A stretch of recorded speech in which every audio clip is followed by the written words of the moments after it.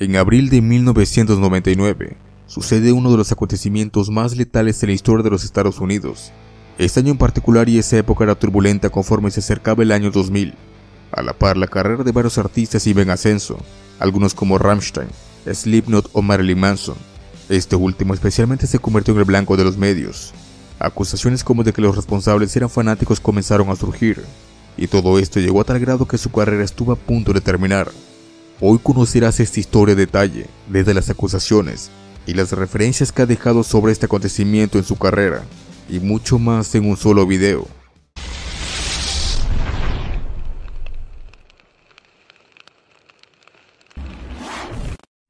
El 20 de abril de 1999, sucede un tiroteo en la escuela secundaria Condoman High School de los Estados Unidos.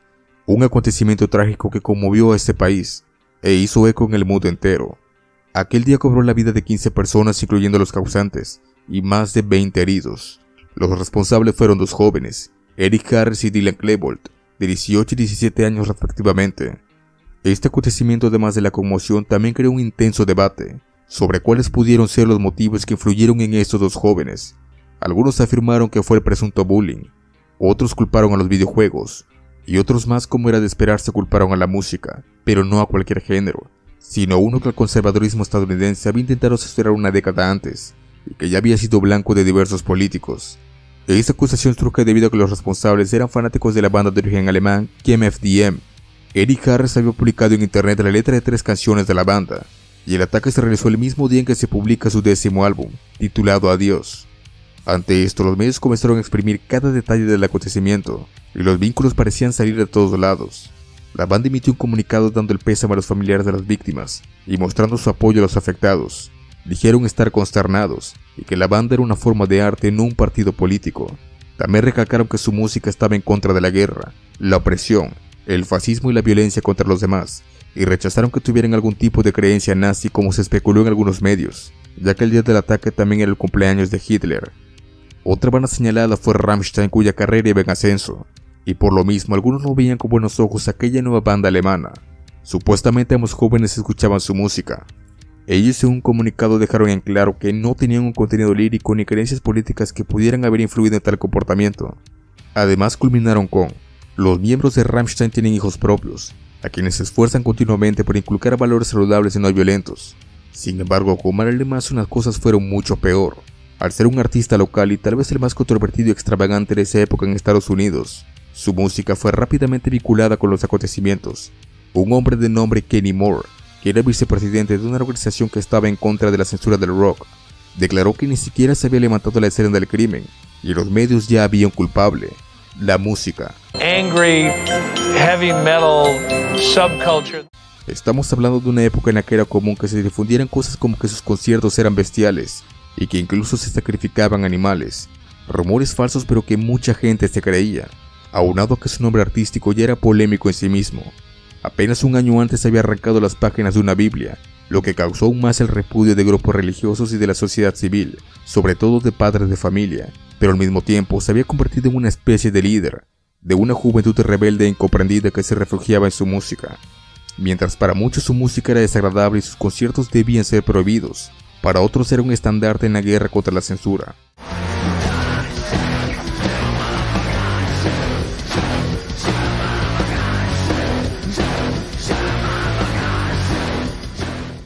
Cuando llegaron las acusaciones de que su música había causado lo peor, Marilyn Manson decidió cancelar algunas fechas de su tour, pues incluso habían protestas en sus conciertos. Un día después de los acontecimientos en Denver, Colorado, en el mismo estado que sucedieron los hechos, a petición del alcalde se canceló un concierto que se llevaría a cabo unos días más adelante, y que contaría con Marilyn Manson. Ese mismo día en la noche, en su concierto en Michigan, un legislador estatal asistió acompañado de asesores políticos, un oficial de policía y el sargento de armas del Senado estatal. Se sentaron hasta atrás y se pusieron tapones para los oídos. Esto era una parte de una investigación que buscaba colocar avisos de control parental para conciertos y publicidad. El 28 de abril se debatió en el Senado acerca de lo sucedido, y que los jóvenes pasaban hasta 4 horas diarias escuchando música, más tiempo de lo que dedicaban a otras actividades. El más mencionado fue Marilyn Manson, y también se mencionó una canción de Nine Inch Nails. Mientras tanto, en su concierto de esa noche del 28 de abril de 1999, una iglesia llamó a la directora de marketing del recinto para decirle que estaban orando por su alma. y preguntarle si realmente iba a dejar que sacrificaran cachorros en el escenario, a lo que ella respondió que eso era falso. Pero esto llegó a un nuevo nivel cuando un grupo de 10 senadores, 8 republicanos y 2 demócratas, enviaron una carta a la compañía dueña del sello discográfico de Manson, en la que pedían que dejaran de distribuir su música.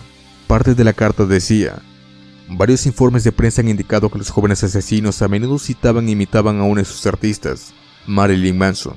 En otra parte se mencionaba que sus canciones glorificaban la muerte y la destrucción humana, y que por respeto a las víctimas reconsideraran seriamente qué letras elegía la compañía para legitimar y popularizar. Marilyn Manson emitió un comunicado que decía lo siguiente: los medios han culpado injustamente a la industria musical y a los llamados chicos góticos, y han especulado sin ninguna base en la verdad que artistas como yo tienen alguna responsabilidad. Esta tragedia fue producto de la ignorancia, el odio y el acceso a armas. Espero que la señalización irresponsable de los medios no genere más discriminación contra los jóvenes que lucen diferentes. Sin embargo, en algunos lugares ya habían tomado medidas concretas. En Fresno, California, desde antes de la tragedia ya habían voces pidiendo que se cancelara su concierto, y tras lo acontecido el ayuntamiento instó a Manson a cancelar, pero no conformes decidieron ir más lejos, al aprobar por unanimidad una resolución en la que condenaban a Manson como una amenaza ofensiva para los niños de Fresno. También en una ciudad de New Hampshire prohibieron las camisetas de Marilyn Manson y de la llamada moda gótica en las escuelas. Cuando los niños regresan de las vacaciones, mejor que ni se les ocurra ponerse camisetas de Marilyn Manson. Los padres pueden impugnarme en los tribunales, dijo la mujer que ordenó la prohibición. Pero los políticos también hicieron su parte, pues desde antes ya tenían en la mira a varios artistas, desde el rap hasta Cannibal Corpse, y obviamente a Marilyn Manson. El senador Joseph Lieberman fue uno de los más críticos. Unos años antes se había expresado así de la banda: This is perhaps the sickest group ever promoted by a mainstream record company. El cantante publicó un artículo de opinión en la revista Rolling Stone. Ahí criticó a los medios, la religión, la política y el falso moralismo. El texto inicia de esta contundente manera, criticando que la violencia ya existía mucho antes que los libros, películas, videojuegos o música. También describió el mayor símbolo del cristianismo y cómo ha sido aceptado a pesar de los acontecimientos que le dieron origen. También criticó el hecho de que a este tipo de personas los medios le dieran tanta notoriedad, convirtiéndolos prácticamente en héroes populares. En otra parte mencionaba que los tiempos no se habían vuelto más violentos, solo más televisados. Criticó la actitud de la prensa llamándolos buitres repugnantes, que están siempre en búsqueda de todo ese morbo, para filmarlo y servirlo al público. También comparó otros acontecimientos violentos, y preguntando si también había sido el entretenimiento. Incluso criticó a Bill Clinton, quien era presidente, y justo en ese entonces Estados Unidos, bajo su mandato, estaba llevando a cabo una acción militar en Kosovo. Es un artículo un poco extenso que puede encontrarse, pero que vale la pena leerlo.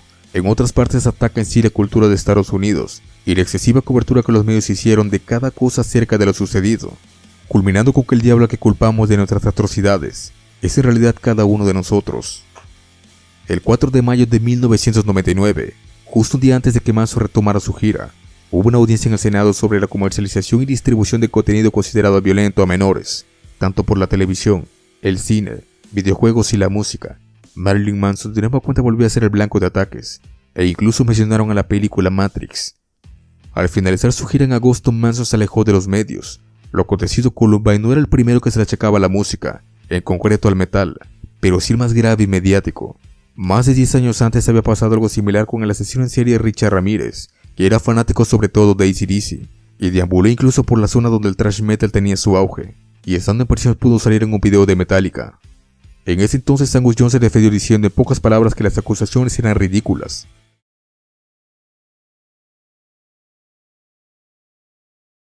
I mean, you get your inspiration from something. In the case of that song, it's been completely taken out of context.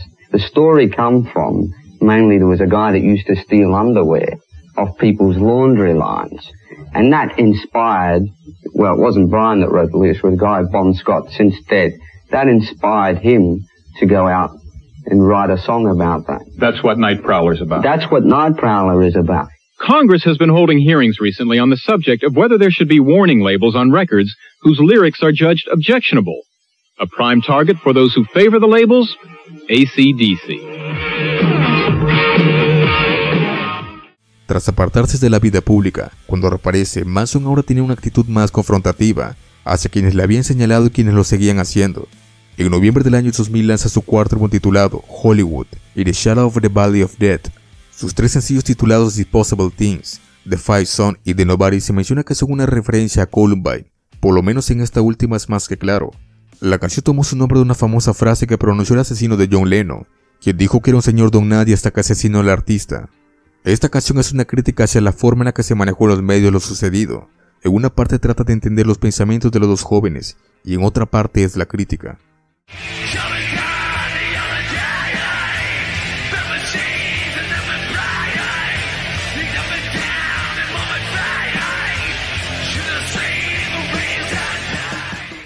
Cuando en el 2001 Marilyn Manson regresó al estado de Colorado como parte del Ozfest, de nueva cuenta las manifestaciones se hicieron presente, e incluso estuvo a punto de cancelar su concierto, ya que también recibió otro tipo de amenazas, de grupos que supuestamente abogaban por la paz. Marilyn Manson's right. That youth feel that they are growing up in a world that takes advantage of you. And the worst advantage you can take of an angry, disconnected youth is to write and sing lyrics which fuels their desperation and anger and make millions of dollars in doing it. Ante eso respondió su página web que sus actuaciones estarían equilibradas, con maravillosas historias cristianas, de enfermedades, asesinatos y otros temas. Durante su estancia en Denver grabó una entrevista para el documental Bullet for Columbine. Una parte de esa entrevista se ha vuelto muy famosa, en la que para muchos respondió de manera memorable. If you were to talk directly to the kids at Columbine or the people in that community, what would you say to them if they were here right now? I wouldn't say a single word to them. I would listen to what they have to say, and that's what no one did. Lo sucedido en Columbine pudo terminar con la carrera de Marilyn Manson cuando se encontraba en pleno auge, e incluso continuó dejando secuelas años más adelante. Su álbum de 2012, Born Billion, tomó su título de todas las acusaciones que recibió en ese entonces. Aunque también en la misma entrevista que reveló el origen del título, mencionó que no le gusta que lo elogien, por ejemplo la manera en cómo respondió en esa entrevista para el documental, ya que siente que es como si lo redujeran, como si se pensara que es más inteligente de lo que parece. En 2018 posó con una camiseta de fútbol americano, que fue confeccionada para él por un sobreviviente de Columbine. Fue una manera de decirle que lo sucedido no había sido su culpa. Sin embargo, aquí viene la ironía, pues curiosamente, unos años después de lo sucedido, el senador Joseph Lieberman, que fue uno de los más críticos con él y también participó en múltiples cruzadas contra otras bandas, fue uno de los que respaldó la invasión de Bush a Irak. Y curiosamente, en esa guerra sonaron muchas canciones, con letras que en el pasado intentó censurar, con la enorme diferencia que en esta ocasión las letras violentas eran lo de menos.